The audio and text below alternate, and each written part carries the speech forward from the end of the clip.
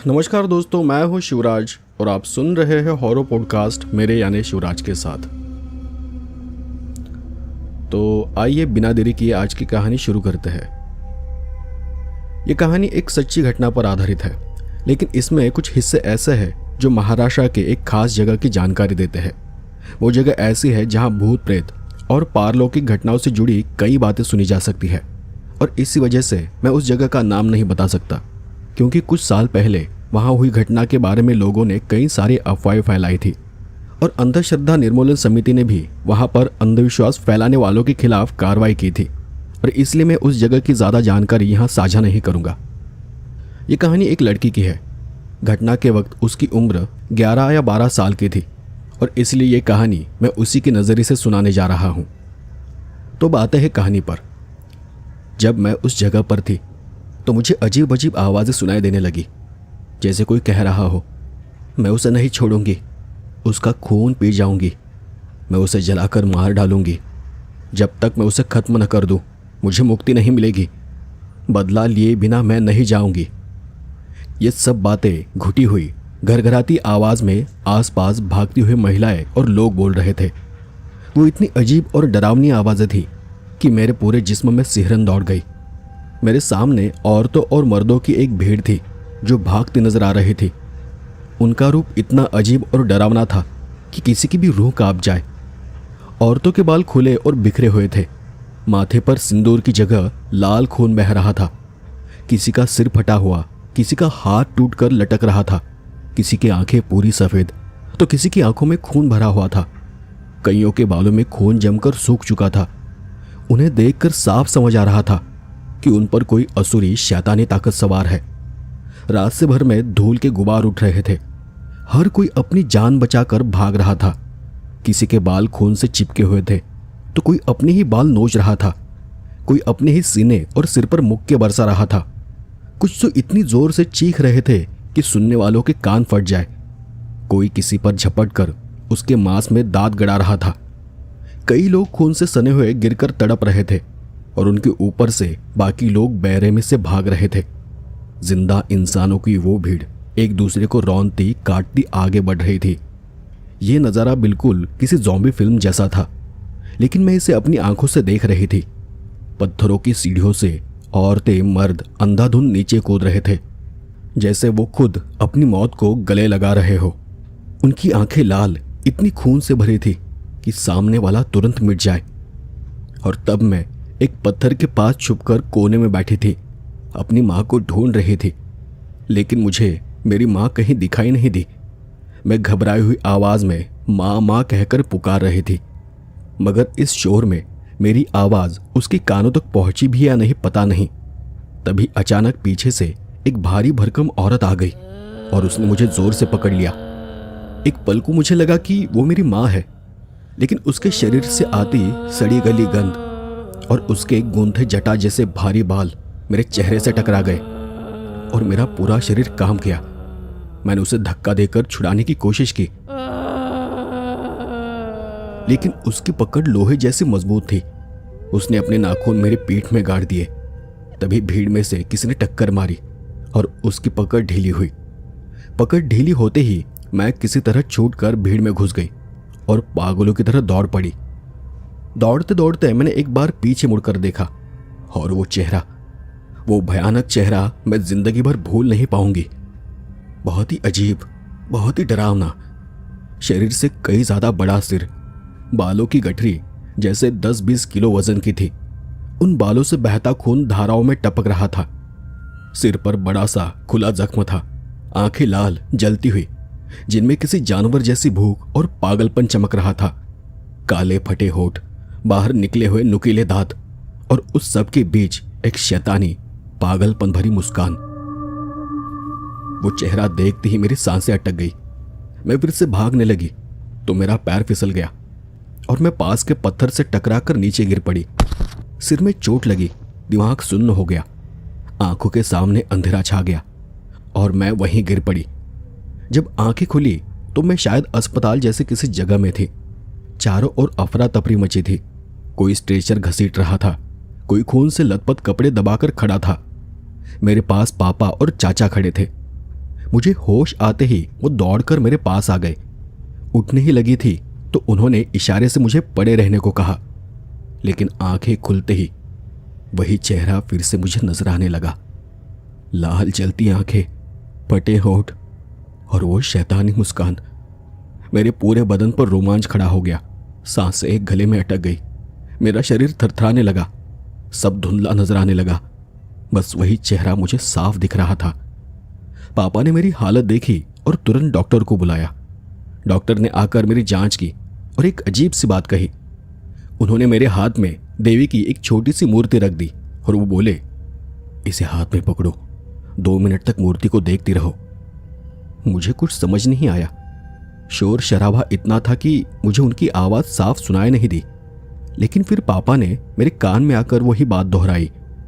मैंने देवी की मूर्ति को देखा और फिर कुछ ही सेकंड में सब धीरे धीरे काबू में आने लगा। डॉक्टर ने फिर मेरी आंखों की जांच की, कुछ दवाई दी और कहा, इसे तुरंत घर ले जाइए वरना दोबारा परेशानी होगी। पिताजी ने डॉक्टर को धन्यवाद दिया और चाचा की लाई हुई गाड़ी में हम सब बैठ गए। उस जगह से बाहर निकलते ही देखा कि वो जगह एक बड़ा मेडिकल कैंप जैसा था। सैकड़ों लोगों का एक साथ इलाज हो रहा था।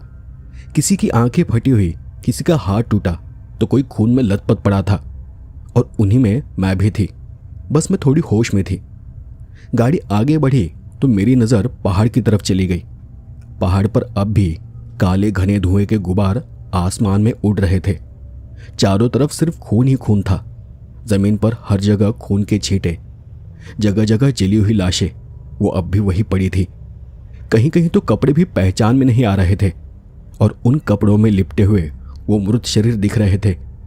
कहीं से अब भी कराहने की आवाज़ें गूंज रही थी। वो आवाज़ें जिंदा इंसानों की थी या मरे हुए लोगों की, ये समझ नहीं आ रहा था। पिताजी ने मेरी आंखों पर हाथ रख दिए और चाचा से कहा कि गाड़ी तुरंत यहां से बाहर निकालो। गाड़ी तेजी से गांव की ओर मुड़ी। कुछ ही मिनटों में हम अपने घर के सामने पहुंच गए। आगे बताने से पहले मैं थोड़ा घर का हाल बता दूं। हमारा छोटा सा 4 कमरों का घर है। घर के सामने शिवानी बेल भंडार शुद्ध कुंथलगिरी का पेड़ा इस नाम का बोर्ड टंगा हुआ था, जो कि हमारी ही एक छोटी सी दुकान थी। मगर अब वो दुकान पूरी तरह जली टूटी हालत में बिखरी पड़ी थी। उस पर सब कुछ जैसे आंखों के सामने फिर से घुमाया। वो आग, वो धुआं और वो दुकान का खाक हो जाना। मैंने जैसे ही घर में कदम रखा, चाची ने मेरी नजर उतारी। मेरे ऊपर से नमक सरसों घुमाकर घर के बाहर फेंक दिया और फिर रोटी का टुकड़ा उतार कर वही नीचे जमीन पर डाल दिया और फिर उस पर पानी छिड़क कर मुंह फेर लिया और उसी के बाद मुझे मेरे कमरे में ले जाकर लिटा दिया। उस वक्त मैं बार बार माँ के बारे में पूछ रही थी, लेकिन सब ने जानबूझकर मुझे कोई जवाब नहीं दिया। मेरा सिर भारी हो चुका था। मुझे कब नींद आई ये पता ही नहीं चला, लेकिन नींद में जाते ही कुछ ही देर में वो पूरा मंजर फिर से आंखों के सामने तैरने लगा। हर एक तस्वीर शुरू से सामने आने लगी। दिल और दिमाग बार बार उसी सवाल का पीछा कर रहे थे कि ये सब कैसे हुआ। हमेशा की तरह उस रोज भी मैं और माँ पहाड़ पर देवी के दर्शन कर नीचे दुकान पर लौटे थे। उत्सव का समय था, भीड़ बहुत ज्यादा थी और इसलिए बस माता के दर्शन कर हम वापस आ गए थे और आकर अपनी दुकान पर बैठ गए। उत्सव होने की वजह से पिताजी और चाचा भी सुबह सुबह दुकान पर आ गए थे। हम दोनों के आते ही वो नाश्ता करने घर की ओर चले गए। दुकान पर हम बेल के पत्ते, फूल, देवी के लिए साड़ियाँ, हरी चूड़ियाँ, नारियल, पेड़ा, चिरौंजी, मिठाई और लोगों को जो भी जरूरत हो वो सब दे रहे थे। भीड़ इतनी थी कि सिर उठाकर देखने की फुर्सत न थी। चारों तरफ ढोल नगाड़े बज रहे थे। महिलाएं देवी का वार खेलते हुए झूम रही थी, नाच रही थी, जिसे मराठी में अंगात येणे ऐसा कहते हैं, तो हिंदी में देवी का संचार होना या देवी का आना ऐसा कहते हैं। पर हमारे लिए यह सब कुछ सामान्य था। लेकिन उसी भीड़ के बीच अचानक मुझे महसूस हुआ कि जैसे भीड़ में कोई मुझे घूर रहा हो। वहां हजारों लोग थे, लेकिन वो नजर अलग थी। इतनी भारी, इतनी ठंडी कि मेरी सांसें गले में अटक गई। मैं जब पलटी तो मुझे वहां बस काला धुआं ही दिखा। असल में मुझे कल से ही एक अजीब बात खटक रही थी। पहाड़ के नीचे मैंने कुछ अनजाने लोगों को बैठे देखा था, काले कपड़ों में लिपटे, चेहरे आधे अधूरे ढके हुए, और उनके सामने एक पुराना सा फटा हुआ गट्ठर पड़ा रहता था। आसपास चलने वाले लोगों में से कुछ लोग उनके पास जाते, वो कुछ करते और फिर से आगे बढ़ जाते। कभी कभी वो काले कपड़े वाले लोग भीड़ से कुछ लोगों को अपने पास बुलाते, उनसे धीमी धीमी आवाज में कुछ बातें करते, हाथ से अजीब इशारे करते। फिर उस गट्ठर से एक अजीब सा काला नारियल निकालकर उनके हाथों में दबा देते। ऊपर से देखने में भले ही ये सामान्य लग रहा था, लेकिन ये सब दिल में एक अजीब सा डर पैदा कर रहा था, क्योंकि ऐसा मंजर मैंने पहले कभी न देखा था। मैंने माँ को इशारे से ये सब दिखाया। माँ ने आंखें बड़ी करते हुए मेरी तरफ देखा और बस इतना कहा, उधर ध्यान मत दे, तू अपना काम कर। मैं चुप हो गई। देवी का उत्सव मतलब हमारे यहाँ एक बड़ा त्योहार होता है। सुबह ही माँ ने मुझे वादा किया था कि शाम तक दुकान पर बैठना और उसके बाद जो चाहोगी वो दिला दूंगी, और इसलिए उस दिन का पूरा समय दुकान पर ही बीता। अब मैं इससे पहले ज्यादा कभी दुकान पर नहीं जाया करती थी। स्कूल, घर, पढ़ाई, इसी में मेरा दिन निकल जाता था। कभी कभार जाती भी थी तो बस खाना देने या छोटी मोटी मदद करने के लिए, और यह पहली बार था जब मैं दुकान के लिए इतना वक्त दे रही थी। हम अपने काम में उलझे थे कि अचानक ऊपर पहाड़ी की सीढ़ियों से चीखें गूंज उठी। पहले तो लगा कि देवी का वार आया होगा, औरतें झूम रही होंगी। उत्सव में ऐसा हमेशा होता था। दोपहर के समय जब देवी की आरती शुरू होती थी तो औरतें अपने आप देवी माता का नाम लेकर और पल्लू को कमर में खोसकर घू घू की आवाज करते हुए थरथराते हुए झूमने लगती थी। उनमें देवी का संचार हो जाता था, लेकिन इस बार चीखे वो आवाजें थमने का नाम ही नहीं ले रही थी। उनका सुर बदल चुका था। अब वो खून जमा देने वाली चीखें थी, और तभी मैंने देखा कि हर तरफ अफरा तफरी मच गई है। लोग भी पागलों की तरह इधर उधर भागने लगे। मैं दुकान पर पेड़ा बेच रही थी, लेकिन वो भागदौड़ देख मैं डर के मारे भागकर माँ के पास पहुंची और उसे कसकर पकड़ लिया। अब लोगों की चीखें आसमान में गूंजने लगी थी। खून से लथपथ लोग सीढ़ियों से लुढ़कते हुए नीचे गिर रहे थे। गिरते समय उनके गले से अजीब अजीब आवाजें निकल रही थी। कोई जानवर की तरह गुर्रा रहा था, कोई खौफनाक हंसी हंस रहा था, तो कोई असहनीय चीखें मार रहा था। मां ने मेरा चेहरा अपने आंचल से ढक लिया। उसका हाथ कांप रहा था, और तब मुझे लगा मां ने कुछ ऐसा देख लिया था जो उसे नहीं देखना चाहिए था। ऊपर पहाड़ी पर जाने के लिए जो सीढ़ियां थी, उन्हीं सीढ़ियों की शुरुआत में हमारा दुकान था, और अब उन्हीं सीढ़ियों से कई खून से लथपथ लोग नीचे गिर रहे थे। अजीबोगरीब आवाजें निकालते हुए एक दूसरे पर टूट पड़ रहे थे। मैं आंचल को कसकर पकड़कर आंखें बंद किए कोने में दुबक खड़ी थी। तभी अचानक एक जोर का झटका लगा। किसी ने झटके से मेरे चेहरे से आंचल खींच लिया। आंखें खोलने से पहले ही सब तरफ अंधेरा हो गया। आखिरी बात जो मुझे याद है वो थी मेरी मां की चीख। उसके बाद मुझे कुछ भी नजर नहीं आया, नहीं कुछ समझ आया कि क्या हुआ है। फिर पता नहीं मैं कैसे भीड़ में पहुंच गई। मैं छुप रही थी, उस भीड़ में से ही भाग रही थी, दौड़ रही थी, और मैं नींद में ही जोर से मां कहकर चिल्लाते हुए अचानक से जाग गई। देखा तो मैं अपने बिस्तर पर अकेली थी, और तब मन में ख्याल आया, क्या ये सब सपना था? मगर नहीं, उस डर ने मेरे पूरे शरीर में सनसनी दौड़ा दी थी। आंखें खुलते ही एहसास हुआ कि वो सब सच था। मैं रोते हुए माँ माँ पुकार रही थी। चाची दरवाजे पर दौड़कर आ गई। हॉल में चाचा और पापा टीवी देख रहे थे, वो भी तुरंत उनके पीछे आए। मैं रोते हुए सबसे माँ के बारे में पूछने लगी, लेकिन तब भी किसी ने कुछ नहीं कहा। तब चाची ने मुझे गले लगाकर समझाने की कोशिश की। माँ यही है बेटा, मामा जी के पास गई है, थोड़ी देर में आ जाएगी, तू फिक्र मत कर, वो जल्द ही आ जाएगी। लेकिन पापा और चाचा के चेहरे उदास थे। मैं दीवार से पीठ लगाकर घुटने सीने से लगाए सबको देख रही थी। घर में ऐसी खामोशी मैंने आज तक कभी महसूस नहीं की थी। सब घर में थे, पर कोई भी किसी से बात नहीं कर रहा था। माँ के बारे में तो बिल्कुल भी नहीं। माँ कहाँ थी, क्या कर रही थी, और वो क्यों गई थी? ऐसा लगता था कि किसी को इसकी कोई परवाह ही नहीं थी। वहीं बाहर टीवी पर खबरें चल रही थी और उन्हीं में मुझे वो आवाज सुनाई दी। एक न्यूज रिपोर्ट से है। बात हो रही है एक देवी मंदिर की जहां भयानक भीड़ थी और तभी एक शॉर्ट सर्किट हुआ। बस फिर तो दुखद भगदड़ मच गई जिसमें कई लोगों की जान चली गई। मतलब सीढ़ियों पर इतने लोग थे कि पूछो मत। जहां मुश्किल से 3 लोग आ सकते हैं ना, वहां 5-6 लोग भरे हुए थे।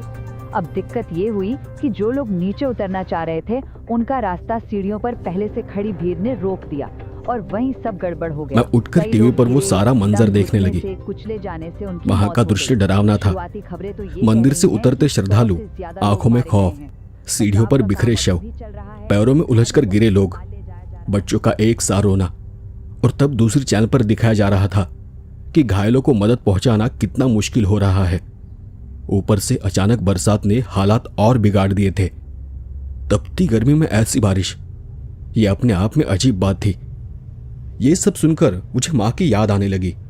मैं और जोर जोर से रोने लगी। मुझे माँ के पास जाना है, मुझे माँ के पास ले चलो, माँ कहाँ है? इतने में दरवाजे पर एक परछाई उभरी।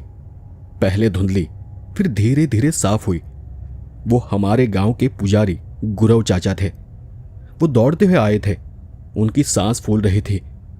फिर वो हाँफते हुए बोले, आनंद राव, केशव राव, चलो जल्दी, मंदाताई की हालत ठीक नहीं है। वो बहुत बेचैन हो गई है। पलंग से बांधी हुई रस्सियां भी उन्होंने दांतों से तोड़ डाली है। अब वो पूरी तरह खुल गई है। उन्हें रोकना नामुमकिन लग रहा है। जल्दी चलो, जल्दी चलो। गुरु चाचा का ये वाक्य पूरा होते ही पापा और चाचा दोनों उठ खड़े हुए। वो जैसे थे उसी हालत में उनके साथ बाहर निकले। चाची भी उनके पीछे चली गई। और तब मुझे एहसास हुआ, वो सब मेरी माँ के बारे में बात कर रहे थे। मैं भी उनके पीछे भागी। चाची ने घर बंद किया और मेरे साथ आ गई। बाहर घनघोर अंधेरा और मूसलाधार बारिश हो रही थी और मेरे मन में एक ही सवाल गूंज रहा था, आखिर माँ के साथ क्या हुआ है? गुरु चाचा का घर पास ही था। उनके घर के बगल में एक अलग कमरा था, गोदाम जैसा। लेकिन उस रात उसके दरवाजे पर बाहर से मोटा ताला लटक रहा था। बस खिड़कियां खुली थी। पहले पापा और फिर चाचा दोनों एक एक करके खिड़की से अंदर झांकने लगे। घर के बड़े लोग धीमी आवाज में फुसफुसा रहे थे, एक दूसरे को बार बार चुप रहने का इशारा कर रहे थे। मुझे समझ नहीं आ रहा था कि मां को अचानक क्या हो गया है। मैं दरवाजे पर बैठकर रोने लगी। तभी चाची ने मुझे उठाया और खिड़की से अंदर झांकने का इशारा किया। और फिर मैंने जो देखा, वो देख मेरा पूरा शरीर कांप गया। मां का रूप पूरी तरह बदल चुका था। बाल बिखरे, चेहरा लाल काला सा, माथे से खून बह रहा था, ब्लाउज पीछे से फटा था और साड़ी पर कीचड़, गंदगी और खून के दाग थे। और इसी हालत में वो किसी का नाम लेकर पागल की तरह चिल्ला रही थी। उसकी आवाज और तो जैसे नहीं थी, वो तो ऐसी थी जैसे 2-3 आवाजें एक साथ उसके गले से निकल रही हो। अचानक वो कूदने लगी। जमीन पर उसके पैर लगते ही वो पूरा कमरा हिल उठता था। उसके दांत किटकिटाने लगे। ऊपर नीचे दांत टकराने की आवाज धातु जैसी गूंज रही थी। उसके मुंह से लार बह रही थी।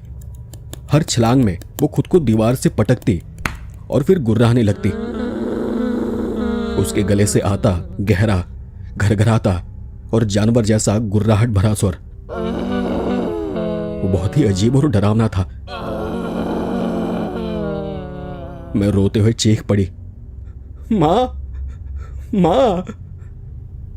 उसने बस एक पल को गर्दन घुमाकर मेरी तरफ देखा, अपनी उन्हीं लाल आंखों से जो जलते हुए कोयले जैसी चमक रही थी। फिर तुरंत वो वापस अपनी उसी विक्षिप्त और डरावनी दुनिया में डूब गई। उसके जिस्म पर जैसे अब उसका काबू ही नहीं था। मुझे पहले लगा कि शायद मां पर देवी का वार आया होगा, लेकिन नहीं। देवी का वार आता है तो सब लोग पैर पकड़ते हैं, हल्दी कुमकुम चढ़ाते हैं। यहां तो उल्टा था।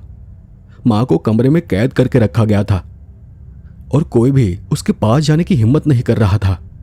सब उसे ऐसे देख रहे थे जैसे वो किसी की जान ले लेगी। मैं चाची को पकड़कर रो रही थी। तभी किसी ने मुझे जमीन पर उतारकर समझाया, तुम्हारी मां को कुछ नहीं हुआ है, मां पर देवी का वार आया है, वो जल्दी ठीक हो जाएगी। लेकिन पीछे से मैं साफ सुन रही थी। चाचा और बाबा आपस में बातें कर रहे थे। गुरव चाचा बाबा से कह रहे थे, अब ताई को सिर्फ देवी माता ही छुड़ा सकती है। किसी भी तरह माता का अंगारा उनके माथे पर लगाना जरूरी है। मैंने अपना घर का अंगारा लगाया था, लेकिन उसका उल्टा असर हुआ। जो भी उसके अंदर छुपा है वो और भी खतरनाक हो गया है और अब अंदर से वो उसे फाड़ रहा है। मैंने खिड़की से फिर झांका। माँ के शरीर में ऐंठन जैसे झटके लग रहे थे। वो अपना सिर दीवार पर मार रही थी। उसके नाखून असामान्य रूप से लंबे लग रहे थे और वो उन्हें जमीन पर घसीट रही थी। उसके गले से एक ही वक्त पर आदमी, औरत और जानवर जैसी आवाज निकल रही थी। कमरे की हवा सड़ी गंध से भर गई थी, जैसे किसी स्मशान से उठकर आई हो। गुरु चाचा का चेहरा सफेद पड़ गया। अगर जल्दी से देवी के गर्भगृह का अंगारा नहीं मिला तो शायद वो ये रात नहीं निकाल पाएगी।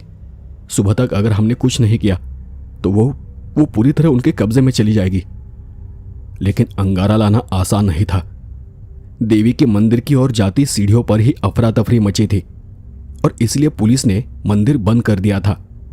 वहां जो भी भक्त थे उन्हें भी डंडों से भगाया जा रहा था और इतने सख्त बंदोबस्त में पुजारी भी अंदर जाकर अंगारा नहीं ला सकते थे। मैं चाची के साथ घर लौट आई। आधे घंटे बाद बाबा और चाचा भी आ गए। चाची ने थोड़ा बहुत खाना बनाया था, मगर खाने का मन किसी का भी नहीं था। मेरा चेहरा रोने से सूख गया था। चाची मुझे सुलाने की कोशिश कर रही थी। मैं थोड़ी शांत हुई और वो समझे कि मैं सो गई हूं। तब वो तीनों आपस में बातें करने लगे और तब चाचा बोले, गुरु ने उतारा दिया है, मगर उन्हें भी विश्वास नहीं है कि ये काम करेगा या नहीं। अभी वो थोड़ी शांत है, लेकिन सुबह क्या होगा कुछ कहा नहीं जा सकता। बाबा ने तब धीमी आवाज में कहा, कल तक किसी भी हालत में हमें मांत्रिक को बुलाना पड़ेगा और कोई चारा नहीं है। उस रात खतरा थोड़ी देर के लिए टल गया था, लेकिन डर अब भी था।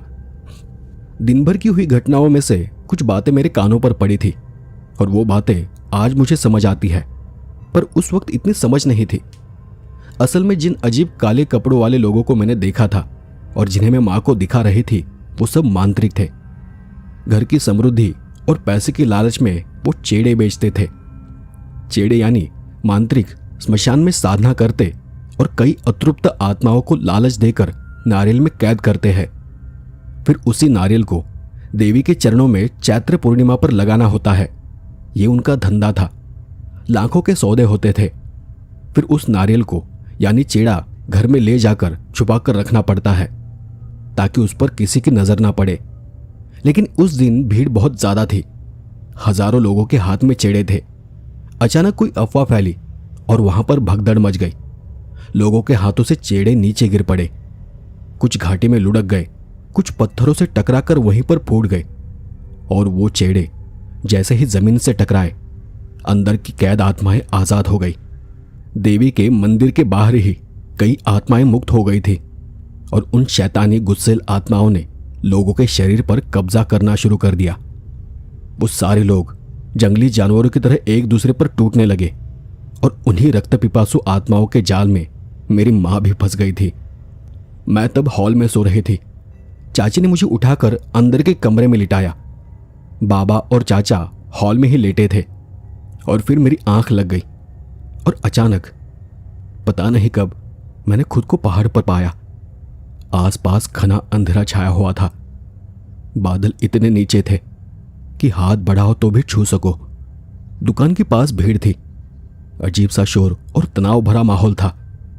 तभी हमारे दुकान के सामने धड़ाम से कुछ भारी चीज गिरी। मेरा दिल जोर जोर से धड़कने लगा।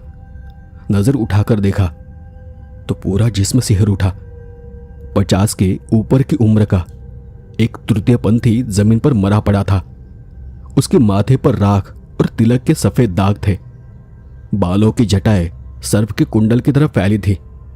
नाक फटी हुई, मुंह पर खून, गाल फटे हुए और चमड़ी नीचे की मिट्टी में धसी हुई थी। आंखें पूरी तरह खुली, सीधे मेरी तरफ घूरती हुई। उसकी एक आंख से कीड़े अंदर बाहर रेंग रहे थे। बदन पर फटी हरी साड़ी, हरा ब्लाउज, हाथों में हरी कांच की चूड़ियां और पैरों में चप्पलें। 5 बांस की टोकरी थी, उनमें लाल मालाएं, कोड़ियों की माला और कुछ बिखरा हुआ सामान था। वो सब देख मेरा खून जम गया। मैं मां की तरफ भागने ही लगी थी कि अचानक किसी ने मेरा पैर पकड़ लिया। सिहर कर पीछे मुड़ी तो वो वही तृतीय पंथी था। अब उसकी मरी हुई नजर जिंदा हो चुकी थी, आंखें अंगारे जैसी लाल और फटे होठों पर फैलती हुई एक डरावनी हंसी। वो बहुत भयानक नजारा था। और तभी उसके गले से खरखराती बेचैन कर देने वाली आवाज निकली। मुझे अकेले अकेले छोड़कर जा रही है। रुक जा, रुक जा, रुक जा।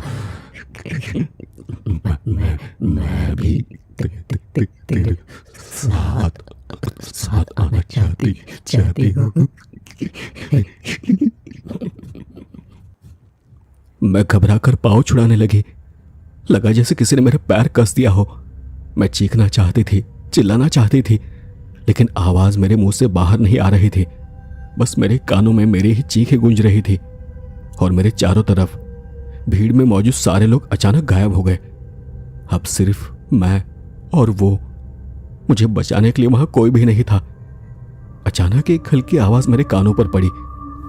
शिवानी, शिवानी, शिवानी आंखें खोल बेटा। शिवानी, शिवानी आंखें खोल बेटा। मैंने भारी पलकों से अपनी आंखें खोली। मेरे सामने झुककर गुरव चाचा खड़े थे। पास ही चाची मेरे पैरों के पास बैठी थी। बाबा ने मेरे दोनों हाथ कसकर पकड़ रखे थे और उन्हें देख मैं जोर जोर से रोने लगी। चाची ने घबरा कर मुझे गले लगा लिया। कुछ नहीं हुआ बेटा, वो बस सपना था।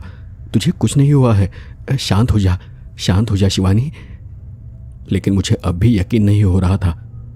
जो मैंने देखा था वो सपना नहीं था, वो एक खौफनाक सच था। मेरा पूरा शरीर ठंडा पड़ चुका था, उंगलियां भी सुन्न पड़ी थी। उस पूरी रात मेरी आंखों में नींद नहीं आई। मैं चाची को पकड़े लेटी रही। उनके भी आंसू रुक नहीं रहे थे। वो बार बार मेरे चेहरे को सहलाती और बस एक ही बात कहती, सब ठीक है, कुछ नहीं होगा। देख, माँ देवी हमारी सुरक्षा के लिए पहाड़ पर बैठी है ना, वो तुझे कुछ नहीं होने देगी। चाचा चाचे की अपनी संतान नहीं थी, इसलिए वो मुझे अपनी बेटी की तरह पालते थे। चाची तो मेरी माँ से भी ज्यादा मेरा ख्याल रखती थी। मेरी हालत देख उनका दिल टूट रहा था, लेकिन उनके हाथ में भी कुछ नहीं था। गुरु चाचा ने मेरे माथे पर भस्म और कुमकुम लगाया, गले में ताबीज पहनाया। फिर भी मेरे मन में जो डर था वो कम नहीं हुआ था। आंखें बंद करने से मुझे डर लग रहा था। यकीन था कि आंखें बंद करते ही वही मंजर लौट आएगा और इस बार और भी ज्यादा डरावना होगा। हर पल वातावरण भारी होता जा रहा था। सब लोग बस सुबह का इंतजार कर रहे थे और फिर देखते ही देखते सुबह हो गई। मैं बिस्तर पर लेटी थी। चाची पास ही नाश्ता बना रही थी। रसोई में मेरी नजरों के सामने थी। बाबा और चाचा घर पर नहीं थे, शायद माँ के पास गए थे। और माँ की याद आते ही मैंने शॉल किनारे फेंकी और दौड़ती हुई बाहर निकली। माँ, माँ। लेकिन कल रात जो मैंने देखा था वो सब मुझे याद आते ही मेरा जिस्म कांप गया। माँ पड़ोस के गुरु चाचा के कमरे में बंद थी। मैं उधर दौड़ पड़ी और पीछे से चाची आवाज देती रही, शिवानी, शिवानी रुक जा बेटा। शिवानी, शिवानी कहाँ जा रही है? लेकिन मुझे कुछ सुनाई नहीं दिया। गुरु चाचा के घर पहुंची तो दरवाजा आधा खुला था और मैं वहीं पर थम गई। अंदर जाकर देखा तो पलंग की रस्सियां टूटी पड़ी थी। पलंग के चारों पैर को जैसे किसी ने तोड़ डाला था। खिड़की चकनाचूर थी और माँ कहीं नहीं थी। फर्श पर खून के धब्बे और उन्हें ओढ़ते घसीटते हुए निशान सीधे दरवाजे की चौखट तक आ रहे थे, जैसे माँ को कोई जबरन घसीट कर ले गया हो। मेरा दिमाग सुन्न पड़ गया। मैं वहीं घुटनों पर बैठकर मुसमुसाने लगी, फिर से रोने लगी। पीछे से चाची आ गई। उसकी भी सिसकियां थमने का नाम नहीं ले रही थी। उसने मुझे उठाया और हमारे घर पर ले गई। अंदर से दरवाजा बंद कर दिया और फिर हम दोनों फूट फूट कर रोते रहे। मैं तब हड़बड़ाकर बोली, चाची, चाची, चाची बताओ ना, माँ को कहाँ ले गए हैं? वो वापस कब आएगी? पर उसके पास कोई जवाब नहीं था। वो बस मेरे सर पर हाथ फेरती रही। माँ की ऐसी अचानक हुई हालत पर गांव में किसी को भी हैरानी नहीं हुई। कोई पूछने भी नहीं आया, क्योंकि हर घर में अजीब अजीब बातें हो रही थी। सारे लोग पहले से ही डरे हुए थे। कोई भी किसी के घर में जा नहीं रहा था। और उस पूरे दिन चाची और मैं घर में ही रहे। बाद में पता चला कि बाबा और चाचा माँ को पास के गांव के एक तांत्रिक के पास ले गए थे। उसके आगे क्या हुआ मुझे तब बताया नहीं गया, लेकिन जब मैं और बड़ी हुई तब बाबा ने मुझे वहां क्या क्या हुआ था वो सब बताया। और वो कुछ ऐसा था। माँ पिछली सीट पर थी, शांत नहीं बल्कि भयंकर तांडव कर रही थी। उसका सिर और हाथ बाबा ने पकड़े हुए थे, दोनों पैर चाचा ने दबाए हुए थे। मगर इतनी मजबूत पकड़ होने के बावजूद माँ झटपटा कर बाहर निकलने की कोशिश कर रही थी। उसके मुंह से चीखों के साथ साथ गुर्राने जैसी अजीब आवाज निकल रही थी, और वो इंसानी नहीं थी। गाड़ी का अंदर का मंजर इतना डरावना था कि दोनों मजबूत मर्दों के माथे पर भी पसीने की बूंदें लुढ़क रही थी। आखिरकार 1.5 घंटे की झटपटाहट के बाद गाड़ी मुख्य रास्ता छोड़कर एक संकरे, कांटे से भरे और ऊबड़ खाबड़ रास्ते पर मुड़ गई। वो रास्ता सुनसान था। सुबह के तब 11 साढ़े 11 बज रहे थे, मगर आसपास का जंगल इतना खामोश था कि एक तरह का दबाव महसूस हो रहा था। न चिड़िया न आवाजें, बस कभी कभी कौओं की डरावनी आवाजें गूंज जाती। आखिरकार गाड़ी एक खंडरनुमा विशाल पत्थर की इमारत के सामने रुकी। चारों तरफ घना जंगल, कांटेदार झाड़ियां और आसपास हर तरफ जैसा काला धुआं फैल गया हो। यही था खप्परनाथ तांत्रिक का ठिकाना। वहां भारी भीड़ जमा थी, लेकिन उस भीड़ पर भी डर का साया था। लोग आंखें नीची कर आपस में फुसफुसा रहे थे। कोई भी ऊपर देख नहीं रहा था। बाबा और चाचा ने माँ को खींचते हुए गाड़ी से नीचे उतारा। वो चिल्ला रही थी, झटपटा रही थी, मगर जैसे ही गेट के अंदर कदम पड़ा सब कुछ एकदम से बदल गया। वो एकदम से शांत हो गई, जैसे किसी अदृश्य दीवार ने उसके अंदर की ताकत निगल ली हो। फिर मिनट भर में उसका शरीर ढीला पड़ गया, सिर नीचे झुक गया और वो बेहोश हो गई। अब उसे घसीटने की कोई जरूरत ही नहीं थी। भीड़ चीरते हुए वो सब अंदर पहुंचे।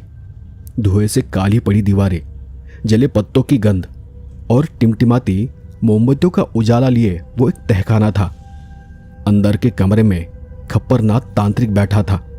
भारी भरकम शरीर, काली लुंगी, सदरा, गले में रंग बिरंगी मालाओं का गुच्छा, माथे पर कसकर बंधी काली पट्टी जिसमें से उलझे बाल सांपों की तरह लहराते थे। आंखें लाल लाल जैसे धुएं और शराब से भभक रही हो, ऐसी कि उनमें झांकते ही किसी का भी दिल दहल जाए। और उसी के दाहिने हाथ के पास मोटा चमड़े का कोड़ा रखा था, जिसने न जाने कितनों पर अपना कहर बरपाया होगा। उसके सामने अजीब सामान फैला था। कतार में नींबू, खून जैसे लथपथ कुमकुम के गोले, टूटे कटोरे, पत्थर, हड्डियां और बदबूदार घड़े, मानो वो किसी जीवित नर का दृश्य हो। वो सब वहां जाकर खड़े हो गए। मंदा यानी मेरी माँ, उसे खप्परनाथ मांत्रिक के सामने बिठाया गया। खप्परनाथ की आंखों में अचानक आग से चमक उठी। उसने एक नजर माँ की तरफ डाली। उस पल कमरे की सारी लौ थरथरा उठी। जब माँ खप्परनाथ मांत्रिक के सामने बैठी, वो पूरी तरह से खामोश थी, मगर उसकी आंखों में सफेद खालीपन था, जैसे उसके अंदर कोई दूसरी ताकत अब भी छुपी हुई हो। खप्परनाथ ने मंत्रोच्चार शुरू किया। उसके शब्द भारी, खुरदुरे और गूंज रहे थे, जैसे किसी घाटी से गूंज आ रही हो। थरथराती लौ से लग रहा था जैसे आसपास की दीवारें भी हिल रही हो। शुरू में माँ बिल्कुल शांत थी, लेकिन जैसे जैसे मंत्र तेज हुए उसके होंठ अपने आप हिलने लगे और वो कुछ बड़बड़ाने लगी। पर वो आवाज उसकी नहीं थी। वो गड़गड़ाहट से भरी, घरघराती हुई और दिल दहला देने वाली थी। रोक, मुझे कोई नहीं रोक सकता, तू भी नहीं। मुझे कोई नहीं रोक सकता। कमरे की मोमबत्तियां अचानक से भभक उठी और फिर उनकी एक पतली सी लौ बन गई। दीवारों पर अजीबोगरीब साए नाचने लगे, टेढ़े मेढ़े, डरावने और विक्षिप्त। माँ का जिस्म थरथराने लगा। वो अपने हाथ जोर जोर से जमीन पर पटकने लगी। पाँव हवा में उठ उठ कर जमीन पर धड़धड़ाने लगे। उसे काबू में रखना लगभग नामुमकिन हो गया। उसके मुंह से अजीब दांत और किटकिटाने की आवाजें निकल रही थी, जैसे उसके अंदर से कोई बाहर निकलने की कोशिश कर रहा हो। तभी खप्पर नाथ ने काले धागे से बंधा धागा खींचा, नारियल को उसके शरीर पर घुमाया और वो जोर जोर से मंत्र पढ़ने लगा। मां के शरीर से तब काला धुआं बाहर निकलने लगा। उस धुएं का अपना रूप था, न इंसान जैसा और न जानवर सा, बल्कि वो एक भद्दा, खाली आंखों का और कांपता थरथराता हुआ साया था। वो धुआं धीरे धीरे खप्पर नाथ की तरफ सरकने लगा। कमरे की हवा सड़ी बदबूदार गंध से भर गई, जैसे वो सड़ा हुआ मांस हो। सांस लेना तक मुश्किल हो गया था। मां का शरीर तब कांप रहा था और उसकी आंखों से खून जैसे लाल आंसू बहने लगे। उसके गले से फिर वही ताकतवर आवाज गूंज उठी, ये शरीर मेरा है, मुझे यहाँ से कोई नहीं निकाल सकता, कोई नहीं निकाल सकता मुझे।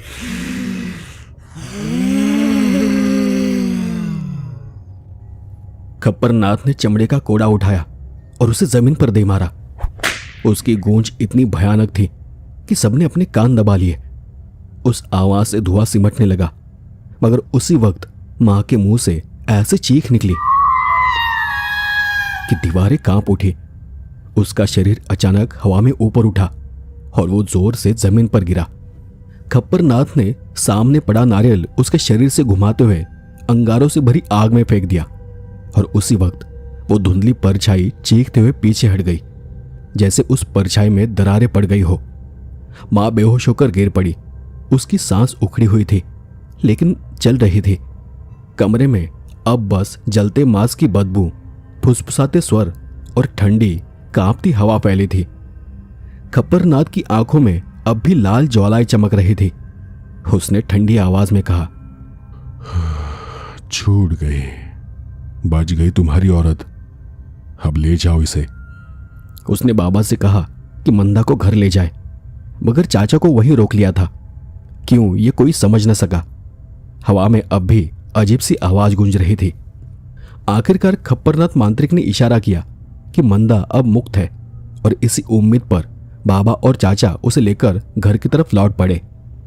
गेट से बाहर आते वक्त मां लगभग बेहोश थी। उसे पकड़कर बैठने की कोई जरूरत महसूस नहीं हुई। चाचा ड्राइवर के पास बैठ गए और बाबा ने मां का सिर अपनी गोद में रखकर पिछली सीट पर जगह ली। गाड़ी धीरे धीरे आगे बढ़ने लगी। रास्ते पीछे छूटते गए, मगर मां की आंखें बंद ही रही।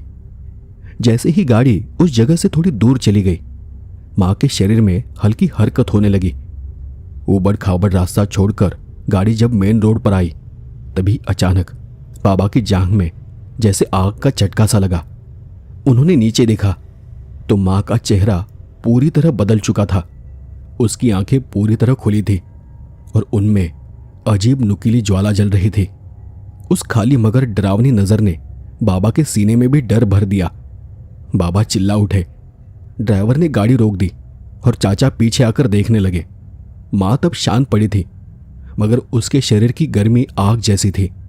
उसे छूते ही हाथ झुलसने जैसा एहसास होता था। लगता था जैसे कोई पराई ताकत फिर से उसके अंदर जिंदा हो उठी हो। वो उसे अस्पताल ले गए। डॉक्टरों ने बस कुछ मामूली इलाज किया और उसे वापस भेज दिया, मगर मां अब भी बेहोश थी। न कोई विरोध था, न कोई बात कर रही थी, जैसे वो अब भी किसी अनजान ताकत के कब्जे में हो।